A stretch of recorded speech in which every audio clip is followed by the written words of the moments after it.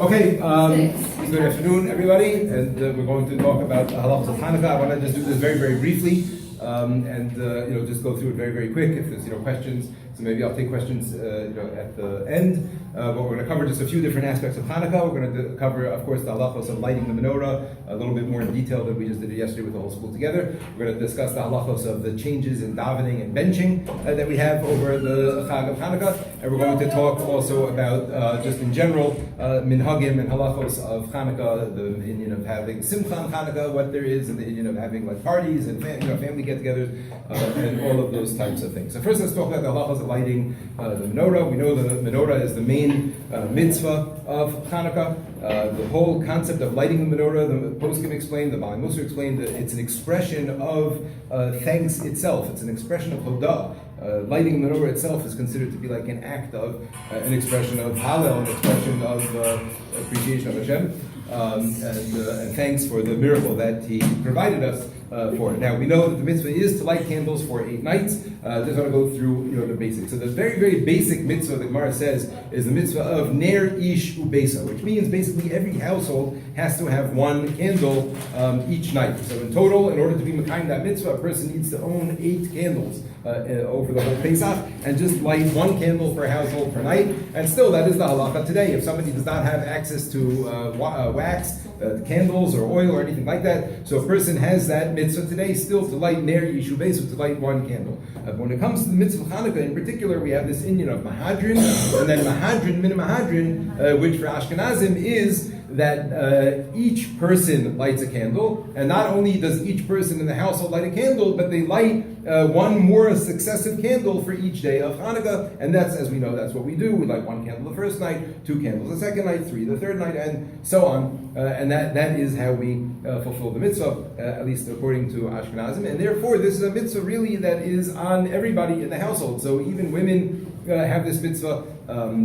We have the other reason, which we're going to talk about as we go, which is afhein hayu ba'uso anes, that women played a critical role in the salvation, in the what took place over Hanukkah. So women have the mitzvah of ner Hanukkah as well, like men do, and therefore Ashkenaz women light Hanukkah candles, and they light with the bracha. Now, if you are living at home and you're in your father's household, or you're married and you want to be yotzei with the family lighting, so you can do that. In other words, your father can light the candles and you can be yotzei with him, but you are mekayim the mitzvah if you do it on your own. And in fact, that's a minhag in many homes. Where you came from, did you guys light candles at home? Ashkenazim, you guys lit? You didn't light? Different people do different things. Same thing with married people. My wife does not light her own menorah, but many married people do. But that's the idea of we light the candles. Now, in terms of the timing of when this mitzvah has to be done, so it is a mitzvah that has to happen at nighttime, meaning the most important part of the mitzvah, aside from when we light it, which we'll talk about in a second, is that the candles have to burn for 30 minutes into nighttime. And this is something that some people have, mistaken notions about. Somebody sent me a question, on the halacha WhatsApp group, that they're staying somewhere and they need to leave. So they're planning on lighting in the afternoon as soon as they're able to light, and just sitting there by the candles for 30 minutes and then blowing out the candles and leaving. Now that would be fine as long as those 30 minutes were after nightfall. You're allowed to blow out the candles after they're lit for 30 minutes, which we'll speak about in a minute. But if they don't last until nightfall, if they don't last until tzeit kohavim, so then you are not mekayim the mitzvahs. That's very, very important. You have to understand. You must put in enough oil. The candles must be long enough, and especially if you're lighting earlier in the afternoon because you're going out, to a Hanukkah party, and you're lighting, earlier before sunset. You must make sure that there's enough oil, candles, etc., that they're in a place that they will remain lit until after nightfall itself, 30 minutes after Tzeit Kohavim. Now, when can you light them? So, the best time to light is as nightfall sets in. This is a machlokas, whether this is talking about sunset, what we call shkiat hachama, sunset, or actual nightfall, which we call tzeit kohavim, when 3 stars come out. In Israel, there's about a 20-minute difference, 25, 30-minute difference between these 2 times. In Chutz La'aretz, it's more, depending on where you are. In America, the post can say it's around 40 or 50 minutes between the 2. So there's different minhagim about when to light. In Israel, the accepted minhag is that we light at Shkia. Most Ashkenaz, Litvish people, meaning non-Hasidic people, light at Shkia, meaning at sunset. The people go out, that's what we do. We daven mincha, then come home from mincha right before sunset and light the candles, at Shkia itself. And again, making sure there's enough oil that it lights past 30 minutes past nightfall. Whereas in Chutz La'aretz, the minhag is more prevalent to light at night for itself, and probably, growing up, if you remember what you did at home, that's probably what you did, was about 30, 40 minutes after sunset, was light the Chanukah candles then. And a person can light as early as Plag HaMincha if they need to. This year in Israel, like I mentioned, Plag HaMincha is about 3:40, meaning on no day can you light earlier than that. But if a person needs to light, it's preferable to light at nighttime with the sun setting. It's very, very meaningful and an important part of what Hanukkah represents. Maybe we'll have time to talk about it at the end. That we're lighting the candles, we're lighting the candles as the sun is setting, like as Klal Yisrael's heading into Galus Edom is when the Hanukkah story happened and the nace happened. But if you need to, you could light earlier, as early as Plag HaMincha. You may not light earlier than that, and if you did, the lighting wouldn't count. Okay, now how late can you light? So the halacha is like this: the Chanukah candles, the main mitzvah of the Chanukah candles is Persumei Nisa, the Farseim, to publicize, to make the miracle be something that is known publicly. So the halacha is that the candles are supposed to be seen by people. So if it's already late enough that there's no more people outside, right? It's called in halacha ad shetichla regel min hashuk, when there's no longer feet outside in the marketplace. Meaning, if it's so late at night, there's no longer people walking around. So then you've kind of missed the mitzvah, and the halacha is that you light, but you light without a bracha. If it's so late that there's nobody to see it and there's nobody home, like I gave an example, let's say somebody gets stuck, you come home very, very late, and there's nobody awake, so you light without a bracha. In fact, there's a shaila in the poskim whether it's preferable, Mishnah Berurah even says this, to wake somebody up in order to make the bracha, which is an interesting thing. Why should you disturb somebody else's sleep so that you can make a bracha? That's what Mishnah Berurah says, that it's better to wake somebody up in order to make a bracha, but it's obviously better to light at a time when people will see it naturally, and you don't have to wake somebody up. Now, what is that time considered to be? So let me just finish this thought. So the halacha is that it depends where you live. Depends on the place, what people do. If you live somewhere where it's a very, very quiet neighborhood and people turn in very early, and by 10, 11 o'clock at night there's nobody out on the street, very, very rarely will there be a person walking around or driving around, so then the tichla regal menashuk is earlier. If you live in a place where there's stores that are open late, or you live in like a major city that's people moving around all the time, so then you could light all night long. As long as there are people out and about and the streets are moving and there's people around, so then you'd be allowed to light any time during that time. But it has to be when there are people up and around that are able to see it. Do these people who are supposed to be seeing it, does it have to be Jewish people? Because let's say someone lives in a... That's a great question. Yes, the answer is yes. It really should be Jews. And the question is why. What's the point of spreading it only to other Jews who may know that or not? But so there definitely is an element of Pirsumei Nisa. There's an element of spreading it also to the non-Jews, and that's why we light it outside when we can. But I believe for making the bracha, it has to be that it's going to be seen by Jews. Well, for example, my street's very very secluded, and there's no Jews on our street. So we light by the window, but there's nowhere else for us to light where Jews are going to see it. Well, first of all, anyway, you're seeing each other. In other words, everybody in the family is seeing each other's menorah, and that's already enough to make a bracha with.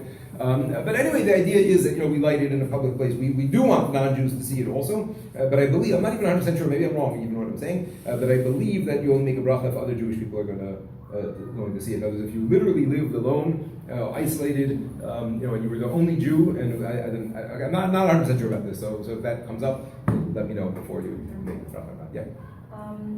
Why are women why do they have to do this stuff?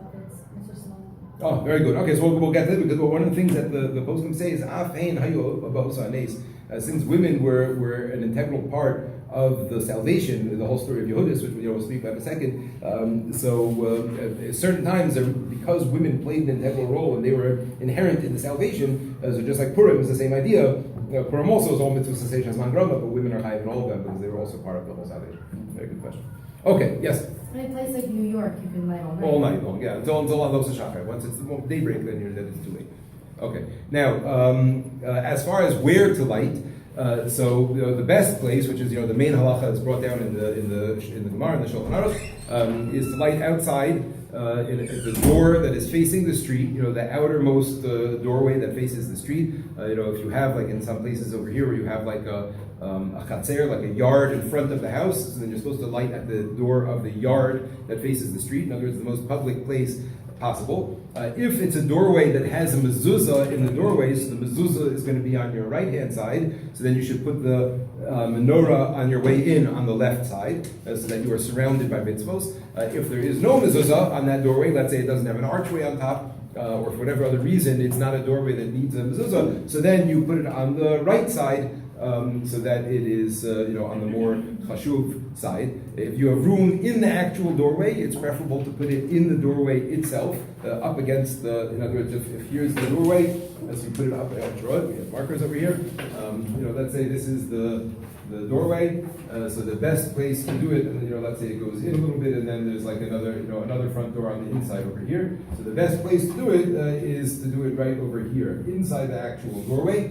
The menorah has to be placed above 3 tefachim, which is like 10, 11 inches off the ground. As you may not place menorah low on the ground, on just like a couple of boards of wood or something like that. It has to be 10 tefachim up off the ground. L'chatchila, it should be, 3 tefachim off the ground, about 10 inches. L'chatchila, it should be between 3 and 10. Right here. That's actually lower than that, but l'chatchila, it should be like in this zone. So basically putting it on a chair, or something like that is what you do. Now here in school, what we do, which is what most people do when they can, is just putting it up on a table, and that's fine to do under these circumstances. We're saying when you have the opportunity to do so. So what we do at home is we put a little bit of a chair or something over here in the doorway, and then we place the menorah box there on the doorway, and we light the candles. Actually in the doorway, and Shabbos is an issue which we'll talk about in a second. Now, in Chutz La'aretz or in any place where there's any sort of danger or any sort of issue to light outside or to attract unwanted attention or something along those lines, then the minhag has already been, for hundreds of years to light inside. Now that, like we just said before, the main lighting when you're lighting inside is really pursuing Isa for your family, and therefore you can really just light on the table on the inside of your house. However, if you're able to light in such a way that you're lighting outdoors and you're able to publicize it in such a way, so then you should put it in the windows that people can see it. 1 second, please. Okay.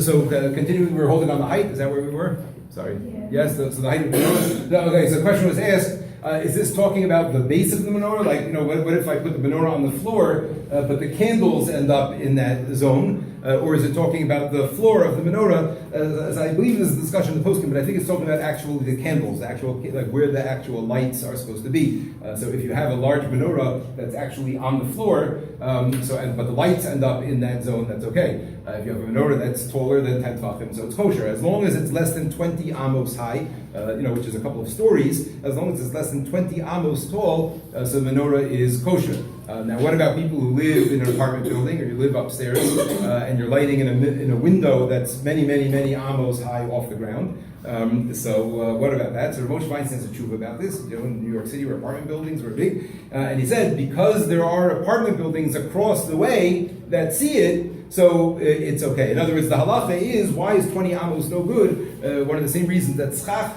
is mentioned in the Gemara, that's too high is no good, because you don't see 20 amos high. Lo shalta ve'ena. When you're just walking on the streets, you have a certain field of vision, and you don't really see things that are so high up. So it's lacking the pirsum hanes. It's lacking the publicity of the 20 amos is like 40 feet high. It's like a couple stories high, 3, 4 stories high.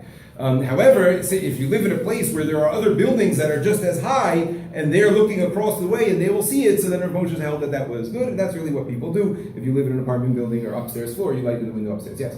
So what happens if you live in a building and you're like in the penthouse in like the tallest building in the city where like no one else is as tall as no other buildings are as tall as you? Right, so look, again, the ikra din, the halacha is a person really is supposed to be lighting outside. Now, we don't light outside in Chutz La'aretz, so we light inside. So again, the real lighting inside is really for you and your family. It's like nice that we put it in the window because it spreads it that much more. But let's say you would be in a situation where you were the tallest building around and you were alone and you were lighting in the window, and your only way to make a bracha would be because people outside would see it, so I would say you probably don't make a bracha.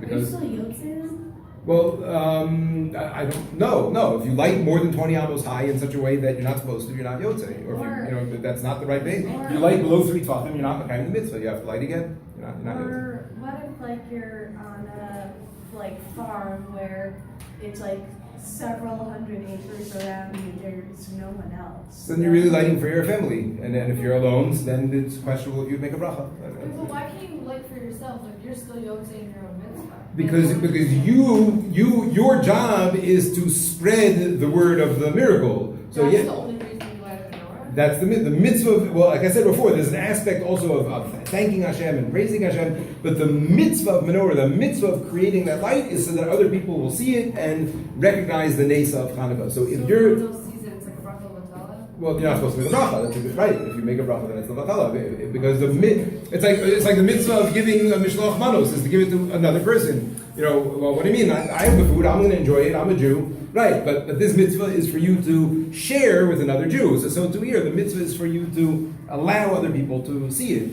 If you're the only one who's going to see it, so you still light it, but you don't light with the bracha because you're not doing the main part, which is sharing it, which is spreading it around. When people look at the menorah, they're not necessarily like thinking like, oh, the names. Like when like everyone knows like Chanukah, like even non-Jewish people know Chanukah is like the menorah, but they don't know anything like. I mean, if they don't know, they don't know. But the idea of what Chanukah is all about, and somebody asking a question, what's it about, and then we say, well, I mean, yeah, I'm sure the Lubavitch people, they spread it and they make it very, very public. And then these public gatherings, and they make, announce and divrei Torah, these types of things. So, whatever you could do, you could do. But the main idea is for there to be a general awareness, in Klal Yisrael, people should be, remembering and recognizing that this is the time that this miracle took place. Yeah, sure.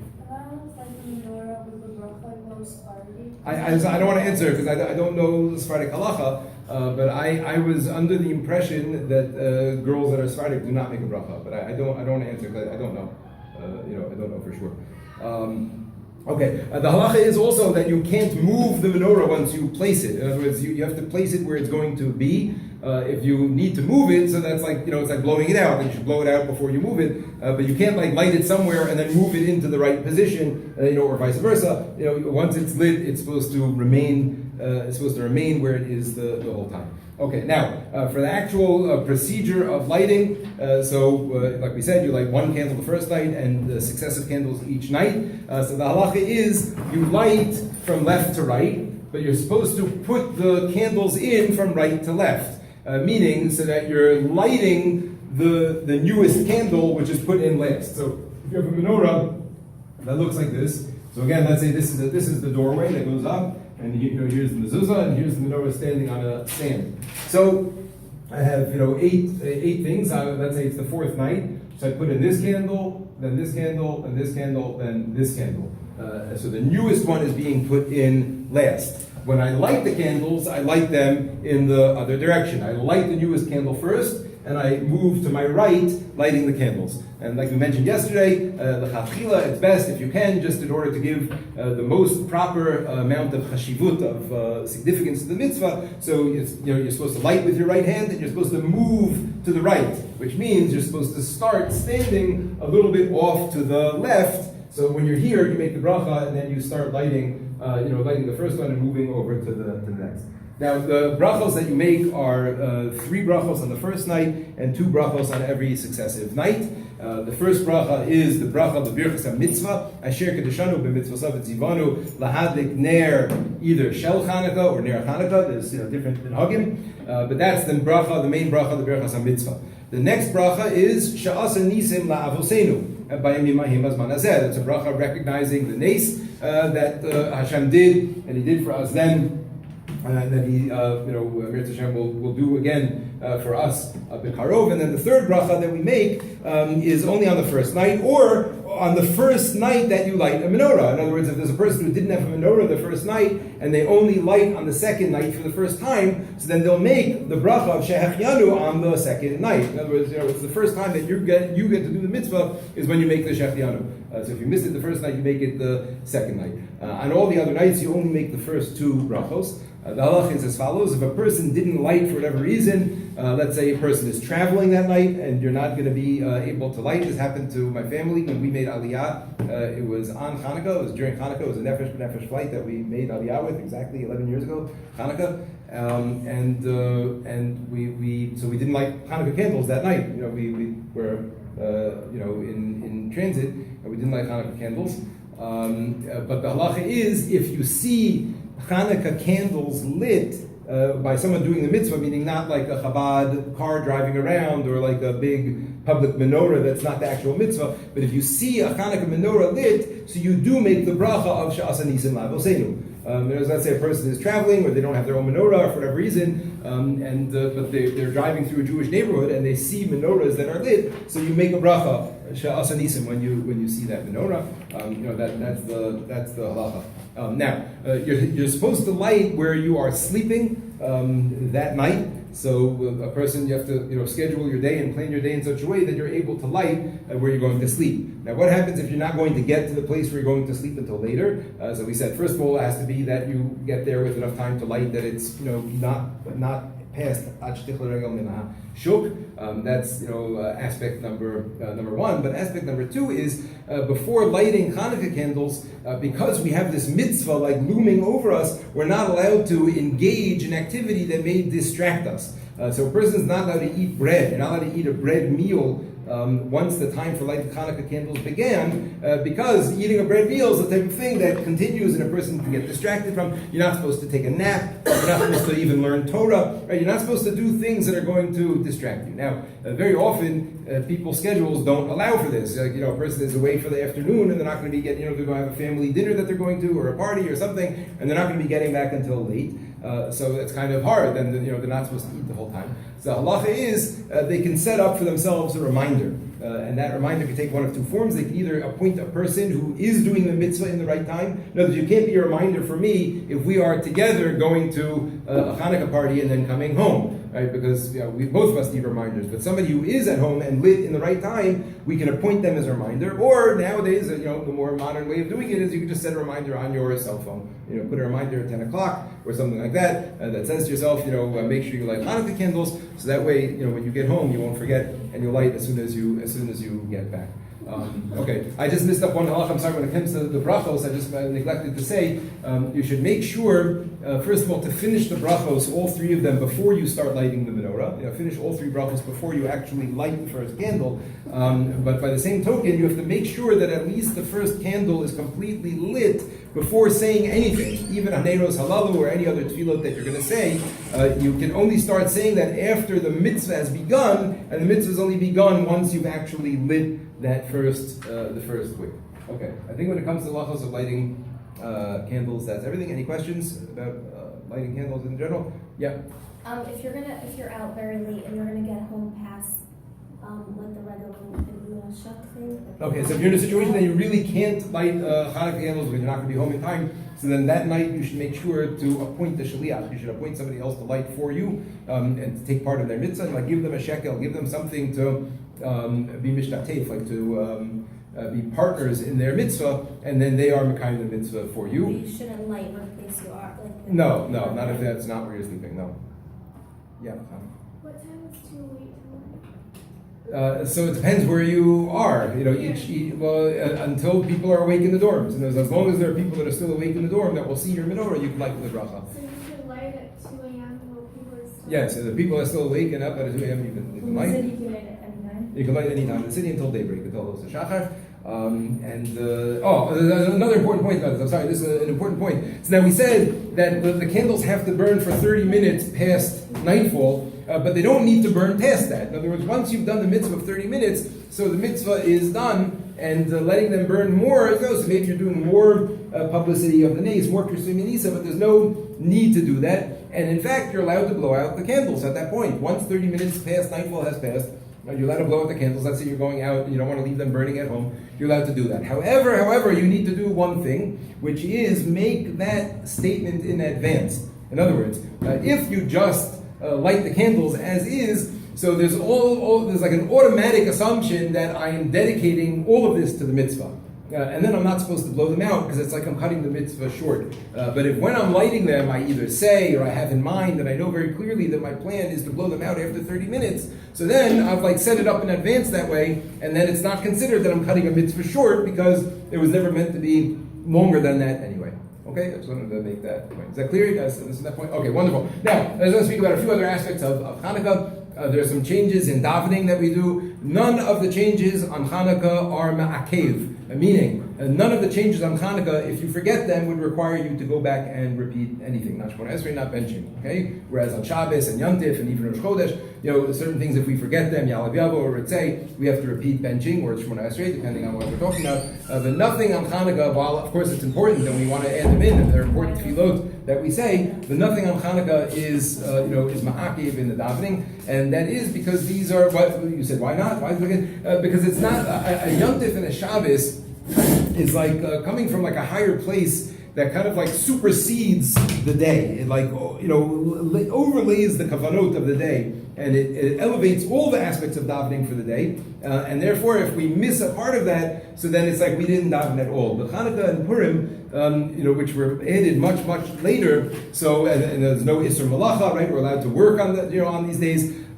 So it doesn't have the same power of like affecting our daily davening. Our daily davening still has, is somewhat like coming from a higher place, so to speak. So missing this is not going to undermine the actual tefillah. Whereas Yom Tif and Shabbos, it does. Okay, now the additions that we make are al hanisim. We say al hanisim in Shemona Esrei right after modim. Because the whole idea again of Chanukah is Hodah, is expressing our gratitude and thanks to Hashem. So we say Al Anisim in Modim, right? We say Ba'al Kulam. After Modim, we say thank you Hashem for everything, and then we say Al Anisim, Al Apurkan, Al Agros, and we add in that paragraph. Now, if a person forgot it, if you didn't say yet the bracha of Baruch Atah Hashem Atov Shemcha Ulachana El Hodot. If a person has not yet said that bracha, so then you go and say Al Anisim then, and you finish through until you said the bracha. If you already said the bracha, that's the bracha that you bow down on, right? The last bracha that you bow on Shemona Esrei. So if you've already said the bracha, you do not go back. But what you should do is in Elokai Nitzor, right at the very end of Elokai Nitzor, where you have the that last time that you say you l'ratzon imrei fi v'hegyon libi lefanecha Hashem tzuri v'goali, and then you take your 3 steps back. Everybody with me? You know where you are in Shemona Esrei. So at that point you add in Al Anisim. Right now, that's right. You say the last words you say is Aseh man shemecha, Aseh man yomecha, Aseh man kedushasecha, man yechol tzidecha, Oshia yimincha v'aneni. Then instead of saying you l'ratzon imrei fi, you say right there Al Anisim al Purkan al Gvos al Shus. Then you say until the end, and then you say not the rest of Shemona Esrei. Then you finish, and then you say you l'ratzon, and you finish. And in benching, so also we add in Al Anisim after Ba'al Kulam. Right before Ba'al Kulam, after Noda, before Ba'al Kulam, and that between those paragraphs, and there also we say Al Anisim in every benching that we have. And likewise, if you forget Al Anisim, so if you've already said the bracha at the end of the Al Kulam, Al Haaretz Al Mazon, if you've already said that bracha, so then you don't go back and you add it in later, which I'll tell you about in a second. But if you have not yet said the bracha, so then you go back, you just say Al Anisim, and then finish through and say Ba'al Kol. Now, if you already said the bracha and you missed it, now you're going further in benching. So then at the end, there's a unique nusach that we don't usually find, which is like this. At the same place where you say, anybody know this? Anybody know what you do? If you miss Al Anisim, what do you do? Does anybody know? Isn't it like a harachman? The harachman, right? What do you say? It's a funny harachman. It's a unique. You say harachman hu yaseh lanu nisim. We are davening for a miracle. Do you know that? This is the only place in all prayer that we daven for a miracle. Because under normal circumstances, it is asur to daven for a miracle. Do you know this? Halacha, you're not allowed to daven for a miracle. You're not allowed to. You know that? It's asur to daven for a miracle. Yeah, it's like a refuah is like a miracle. Oh, it depends. If it's an actual miracle, then you may not. If a person has, let's say a person was in a person was in a catastrophic car accident, and they're basically like a vegetable, and they're just being kept alive by machines. So it is prohibited to daven that person should get better, because It does happen. well, no, not in that situation. Not in a situation where a person is, from an injury. Like sometimes you get a person who's basically, decapitated internally, but they're just being kept alive with machines. So for a person to live, that would require an actual changing of the laws of nature. So we're not allowed to daven for that. Why not? Because the laws of nature are here to run the world, and Hashem set them up to have the world function. And in order to change the laws of nature, we know it requires a tremendous amount of merit, right? Tremendous chutim that you need in order to get a miracle to change nature around. And it's not something that Hashem quote unquote likes to do, right? Hashem set up nature in order to run the world. So we do not have a right to assume, even though we know and we believe that Hashem can do anything and can make any miracle happen and can do whatever He wants, and we have to daven for mercy even until the very last instant. But to ask explicitly for a miracle is like it's like a chutzpah. It's like we don't have a right to do that. You know, what do you say? Who are we? Exactly. That's exactly the point. And the Gemara says that you find only by the avos that they actually daven. When the Leah daven that Dina and Yosef should switch and things like that. But it's really only by the avos that you find it, because we do not have a right to daven for this. The Shulchan Aruch says that we have to give hoda'ah al sha'avar and bakasha ala asid. Right? We thank Hashem for the past and we daven for the future, but you're not allowed to daven for the past. What do you mean, daven for the past? What does that mean? What are you saying? To change the past. To change the past, exactly, which is a miracle. Like what? The Gemara says a case, and it's brought down in Shulchan Aruch. The text of Shulchan Aruch says, if a person is coming home, they're riding home on their donkey or their horse, and they come into the city and they see flames, leaping up out of a building, and they know that there's a house on fire, it's asur to daven, Hashem, let that not be my house. Right? Why? Really? Yeah, why?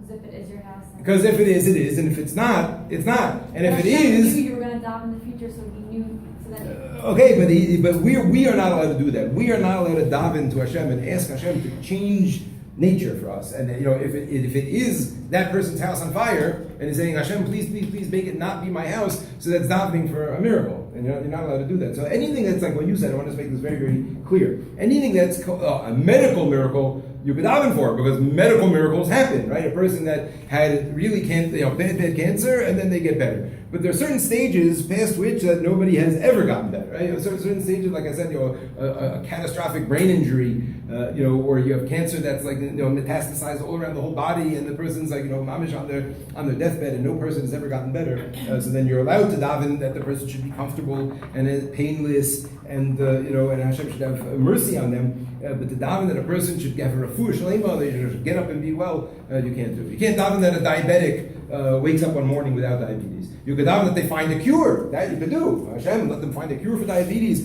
Let them find a cure for cancer. Let them find a cure. You can't daven that a limb will grow back. Chalila, somebody loses an arm. You could daven, Hashem, let them have advances in regenerative technology. That but you can't just say that Hashem, let my limb grow back. But let's say like you've seen ants on your block, but you daven like I hope it's not for my block. So that's exactly this Shulchan Aruch says. You can't do that, because it either is or isn't. Hashem knew you were going to daven, so that's the chus He made. But not in this case when He tells you that you can't. Right? In this case, you're not supposed to. You're not supposed to do it. So that's the halacha, and this is difficult. People have a difficulty with this because especially when it comes to refuah. I don't want to make it very clear. Again, anything that is possible. First of all, anything financial you could daven for, because it's not a miracle. To win the lottery is not a miracle, right? You could daven, people win the lottery every single day, right? Thousands of people. So you could daven to win the lottery. You could daven, to get a job in Google, because that's not a miracle that's breaking the laws of nature. You daven that you find the $1 billion in your house. You could daven you find the $1 billion in your house. That you can do, because you're not breaking the laws of nature. But davening that Hashem should actually change nature for me, that's not allowed. That Hashem should reattach a limb that was cut off. That Hashem should bring a dead brain back to life. So that's not allowed. Okay. However, there's one exception, which is what we're talking about right now, which is because the nusach of the tefillah is harachaman hu yaseh lanu nisim k'mo she'asa la'avoseinu b'yamim ha'hem b'zman hazeh. Hashem, the merciful one, He should do miracles, do for us miracles like you did back then until today. So there's a number of answers in the postscript, just to mention very briefly since it's not a tefillah class. One answer is you're allowed to daven for miracles on behalf of Klal Yisrael, right? In other words, I'm not asking for a personal miracle. I'm davening that Hashem should bring a miracle for all the Jews. So that's nothing to do with my personal merit. I know that Hashem is one day going to make miracles for us when Mashiach comes, right? So I'm allowed to daven for that. Another answer is that what was the Nes Chanukah? It was a Nes al pi teva, right? The Nes that we daven for in Shemona Esrei is not the Nes of the oil, it's the Nes of the war. Right? When we daven Shemona Esrei, there's no mention of the oil, the miracle of the oil, right? This is one of the things I wanted you to notice on those. Did you guys enjoy those sheets, by the way, the Chanukah sheets, the base measure sheets that we did? Yeah? Okay. So one of the things I wanted you to see, I think on the first sheet that I put together was, that in the Gemara, it doesn't mention anything about the miracle of the war, and in davening it doesn't mention anything about the miracle of the oil. Right? So it's like an interesting thing. Okay, not for now. But anyway, the miracle of the war was a miracle al pi teva, right? That was not a miracle that was like breaking the laws of nature and fiery angels came down and did all sorts of things. No, it was a wild beating of the odds, right? But it was still within the realm of nature. It's still within the realm of teva. So that type of nace we are allowed to daven for, and that's what we're saying. We're saying Hashem, do us a miracle like that. Okay. Anyway, that's the story. So that you added it over there. If you forgot to add in aladisim there and there, you do not repeat. Benching. And that's it. We say Hallel every day, full Hallel every single day of Chanukah, which is we only say that by Sukkot, even by Pesach we only say Chatzi Hallel, but on Chanukah we say full Hallel every day, and even on Rosh Chodesh, just to keep that in mind. Usually Rosh Chodesh we say Chatzi Hallel, but on Rosh Chodesh Chanukah we say the full Hallel. Now, finally, just as far as the way that we're supposed to conduct ourselves during Chanukah, so like we mentioned, malacha is not prohibited. We're allowed to do any malacha and do anything like we would do during a weekday. There is a minhag, especially by women, not to do malacha for 30 minutes after the lighting of the candles. It's not like malacha on Shabbos, but basically the idea is to give women a little bit of a break. But it's also based on somewhat of a halachic thing. We didn't mention this. An important thing I didn't mention because maybe people, were aware. But there's a halacha that you need to have a shamis. You need to have a separate candle that's a little bit higher or a separate. You need to have that. Now, why? What's the idea? The idea is like this: that it is prohibited to use the light of the menorah. It's asur l'ishtamesh la'or. You're not allowed to sit and read by menorah at night. And not only that, let's say it's dark outside and this isn't my doorway and it's my menorah that's lighting up my doorway, so that's also benefiting from the light, so they're not allowed to do that. So Chazal instituted that we light an extra candle, we light a shamis. That candle has no holiness to it at all, it's not kadosh, there's no bracha on it, it's not a Chanukah candle, but it's there so that there is light being provided not just from the candles. And therefore, if I accidentally use the light, we could say, well, I was using the light of the shamis and not the actual light of the candles. Or I could have done this with just the candle, like you could read with just one candlelight. So the fact that there were another 7 or 8 making it brighter, that's not called benefiting from it. Okay, that's also the halacha on Shabbos, not for now. So that's the deal. So we have to have the shamis also, so we don't benefit from it. So the same thing, you're not allowed to do malacha and stuff like that in front of the candles for 2 reasons. One, it's like a bizayon. You're not supposed to do things that are like low or whatever like that in front of the candles. Counting money is one of the things you're not supposed to do, or doing something that is not dignified. Right? Wearing slippers in front of the candle. Yeah. So that's one thing you're not allowed to do. And so some have the minhag that women don't do malacha for 30 minutes after the candles are lit to make this point that we don't do malacha by the candlelight. But it's not like the hard and fast halacha, and it's not an aveda if a woman does stuff during that time, especially if she needs to. Now the halacha is on Chanukah.